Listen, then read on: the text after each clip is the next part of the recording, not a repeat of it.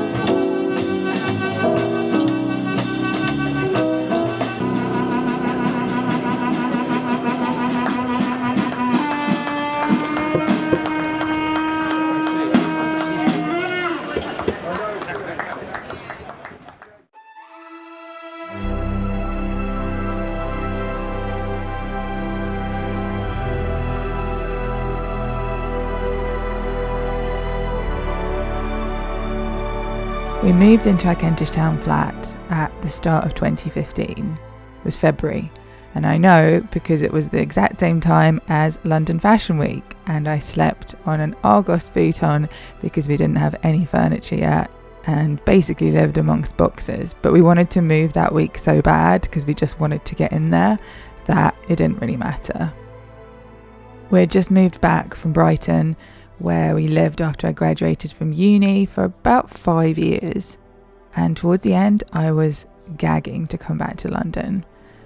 It wasn't Brighton's fault, but I just missed it so much. I sort of felt like my life was on pause while I was gone. I wanted to come back.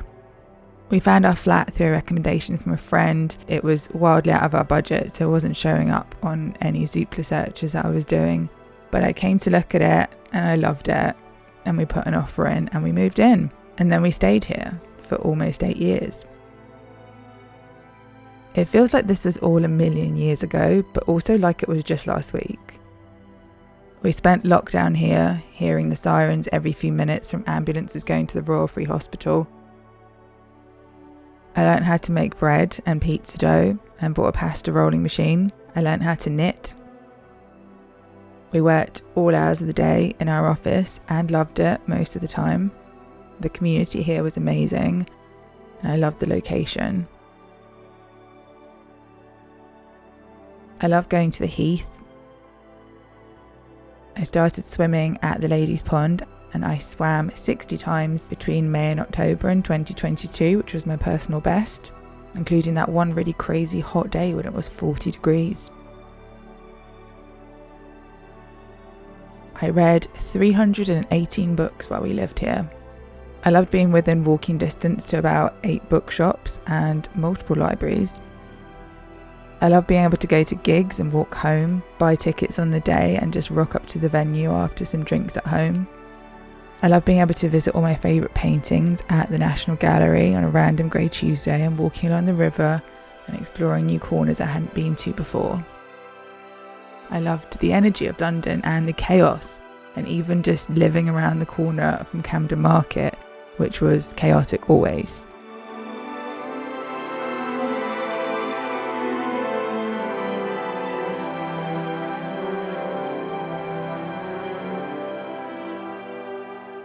I don't feel sad about leaving. I thought I would. I'm excited about coming back on the boat. I'm excited to see some new places too.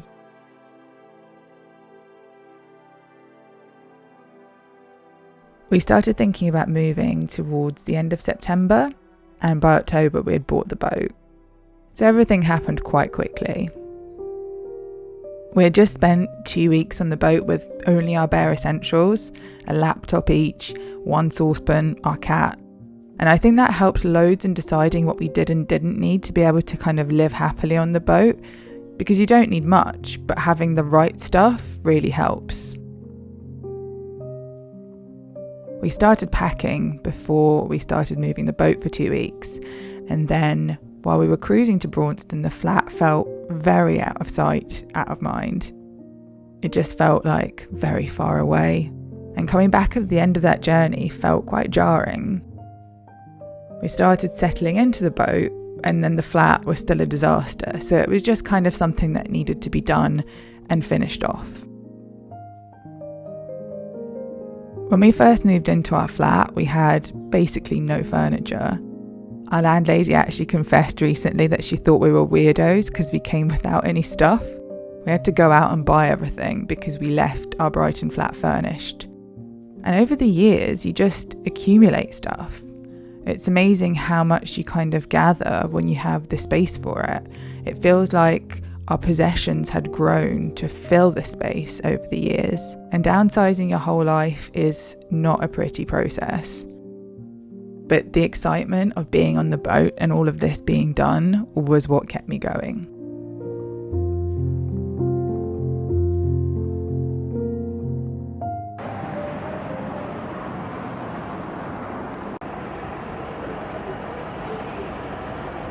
Good advice.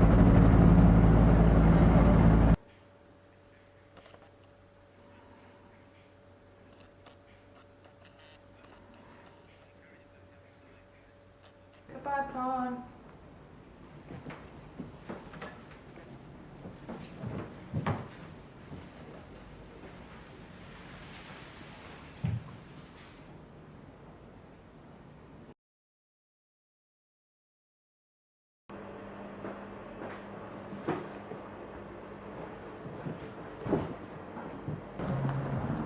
Why does it look like that?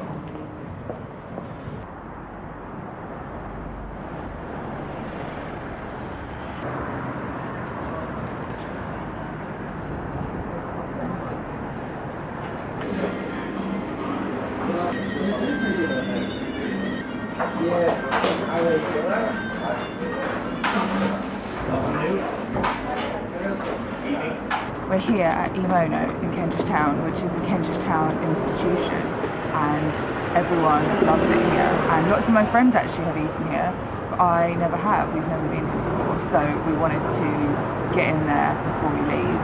So that's what we're doing. And we're getting meat and chips. That's very important. Meat and chips, the two. It's meaty and it's chipsy. It's meat and chips.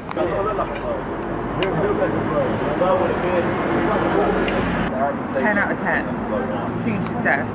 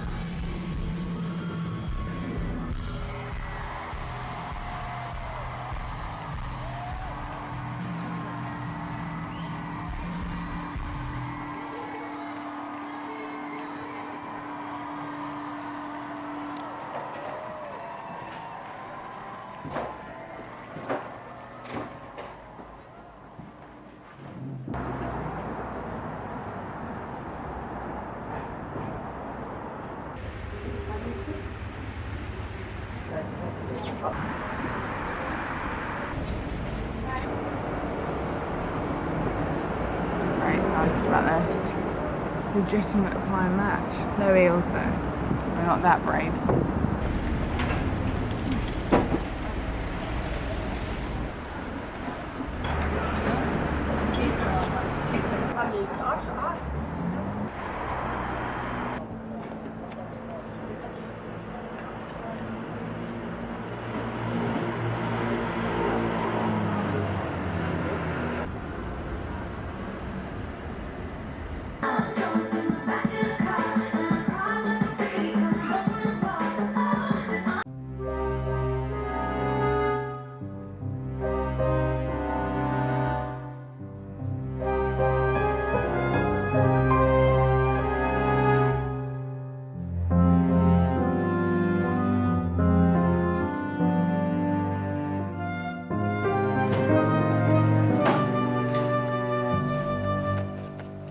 So we're moving in less than 48 hours, and this is the state of it.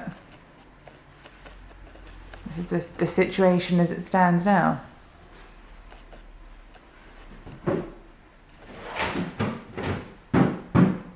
Not great.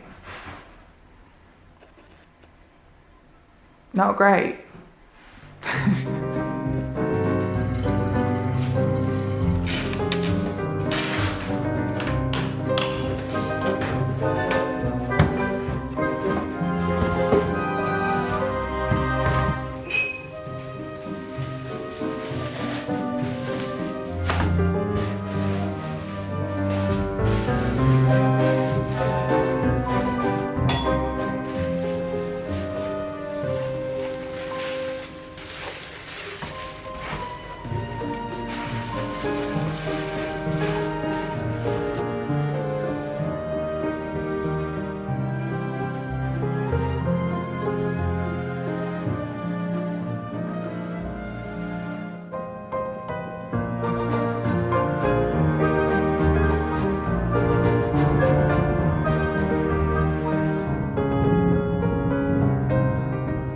So it's 5 p.m.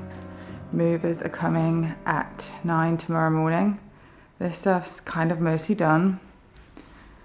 But then we've still got all this stuff in here.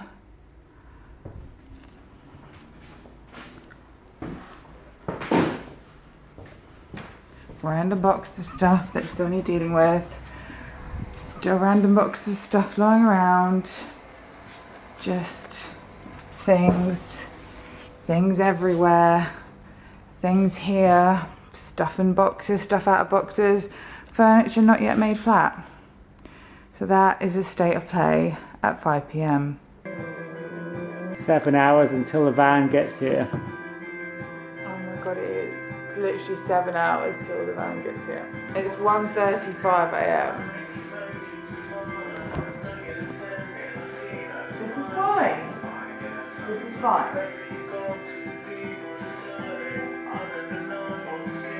This is great.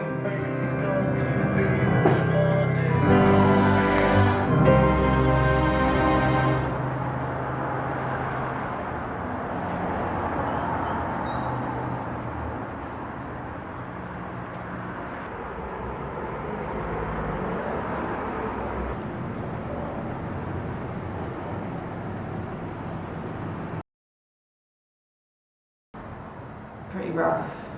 Feeling pretty rough. 90 minutes sleep. 90 minutes sleep. We're now a good hour behind schedule, so I hope you're fast at unloading this because I'm going to need to do it in double time. Half the manpower, twice the speed.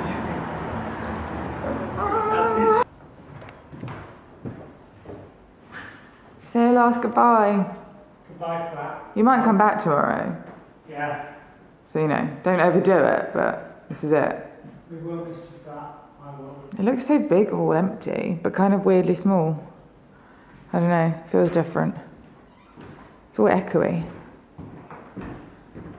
Okay, goodbye.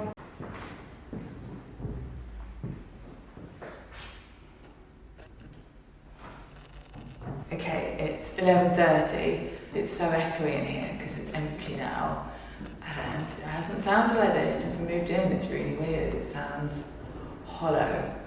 Andrew's just left me with all of our earthly possessions and gone to the storage place in the van with everything. And I'm staying here for another day, so I'm going to stay here overnight in a basically completely empty flat. We still have the bed. So I've just got some last bits to tidy up, some recycling to do, put out some rubbish, do some last cleaning bits because everything's now dusty and grubby from having all the furniture dragged around. Yeah, so that's the plan. Tidy everything, clean up everything, get rid of everything I don't need. There's the last few bits of furniture that are going to get given away. I've been using Olio, the free app, to just list things and have people collect them. So I've got 3 bits of furniture, a big mirror, some other kitchen bits, so if anyone wants them they can come get them, otherwise I take them to a charity shop. I think first I need a giant coffee, a Sports Direct size coffee. Oh, but we don't have a coffee maker here now, so I'm gonna have to go out and get a coffee. I'm gonna make myself a little bit more presentable because I'm literally in the filthiest clothing known to man. I've just been sitting on the ground covered in dust. Make myself look like a human being after 90 minutes sleep, a power nap overnight, and go and get myself a huge, enormous coffee, and then carry on. I'm so glad that the worst is now kind of over for me. Andrew starts to unload at the other end, so the worst is kind of still ongoing for him. But for me, I think the worst is over, and now it's just cleaning and sorting.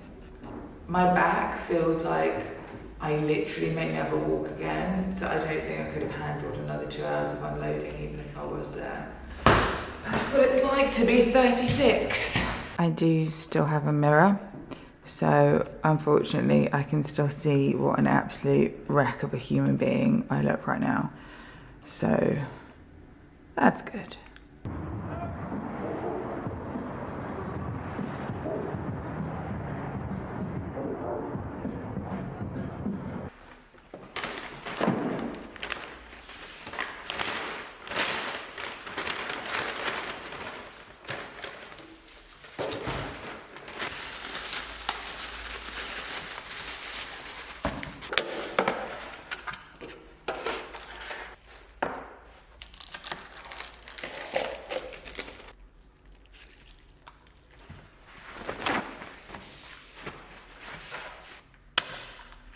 Left to my own devices, I need literally no excuse to get ramen, but there was a place right near us that does really good ramen, so I thought since we don't have a kitchen at the moment, I would treat myself.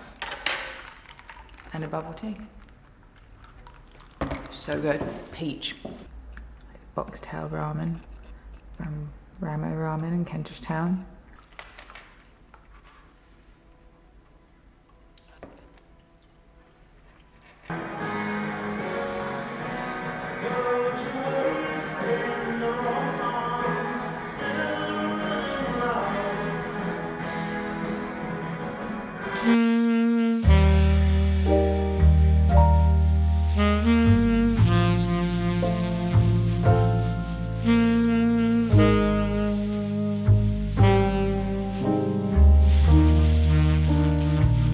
I've walked 25,200 steps today and I haven't gone anywhere. I haven't gone anywhere.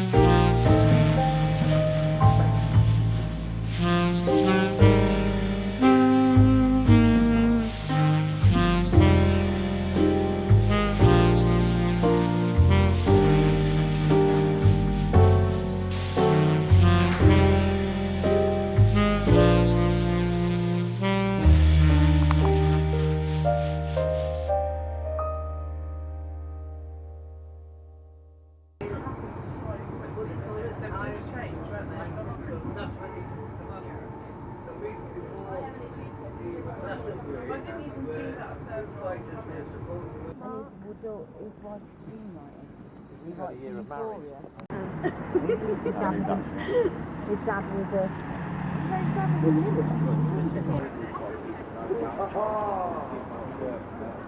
You man in the castle?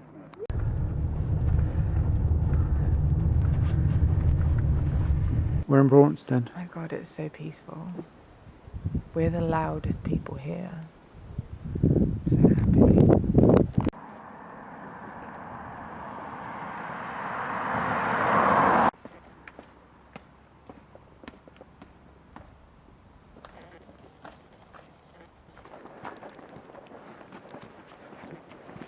We're back, we're home. Before we were just staying, but now we actually live here.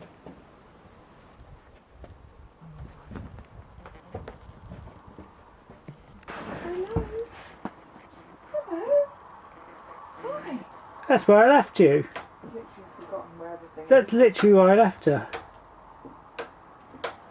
12.9, we're good. Thank you so much, I love you so much. Oh, she's purring like a little truck. We're back now.